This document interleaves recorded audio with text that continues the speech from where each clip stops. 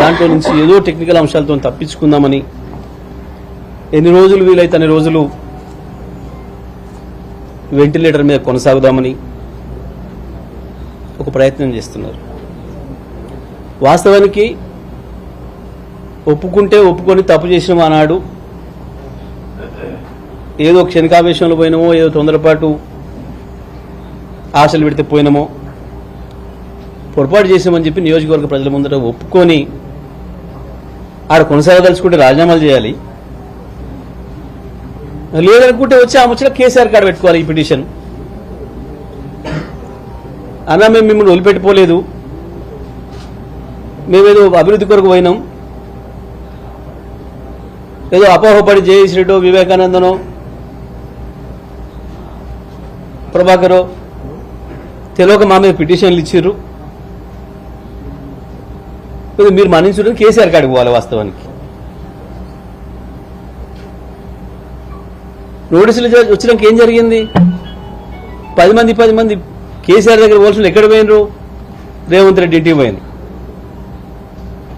రేవంత్ రెడ్డి ఇంట్లో ఓ సమాలోచనలు జరుగుతున్నాయి గంటల తరబడని మీ మీడియా ద్వారానే చూసినాం.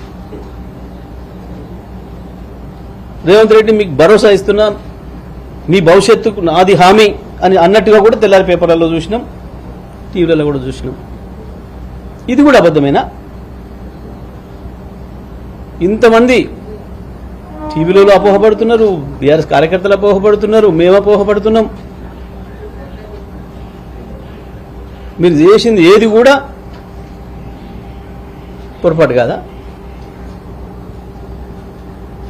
మీరు ఎన్ని చేసినా తప్పించుకోలేరు, తప్పకుండా దొరికిపోయిన దొంగలు మీరు, అందులో సందేహమేం లేదు. సరే, ముఖ్యమంత్రి మూటలతో దొరికి తప్పించుకొని తిరుగుతలేడా, మేము మాత్రం ఎందుకు తిరగలేమని అనుకుంటున్నారేమో మీరు.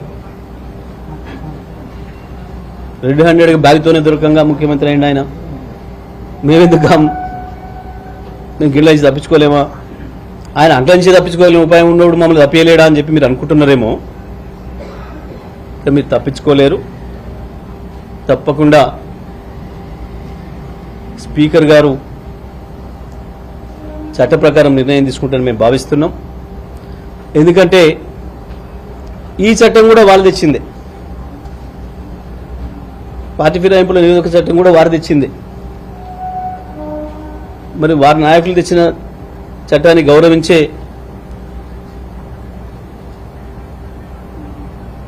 పరిస్థితి ఉందని మేము అనుకుంటున్నాం.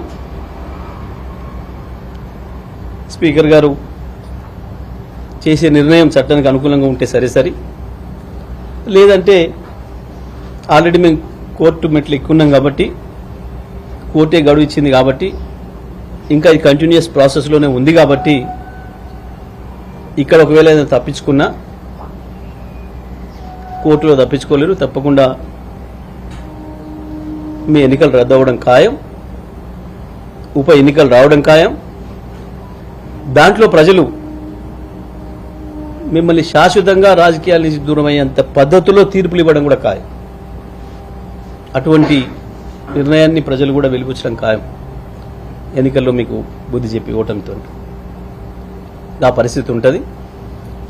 సరే, ఇవాళ మేము ఒక ఇద్దరి పైన సమాధానాలు వెళ్ళిపోయినాయి. ఎందుకంటే మా సంజయ్ కుమార్, మా ఎమ్మెల్యే గారు ఎవరైతున్నారో కల్వకుంట్ల సంజయ్ గారు, స్పీకర్ గారు అది ఇచ్చే రోజుకి లేరు, వారు విదేశాలకు వెళ్ళి ఉన్నారు ముందు రోజే.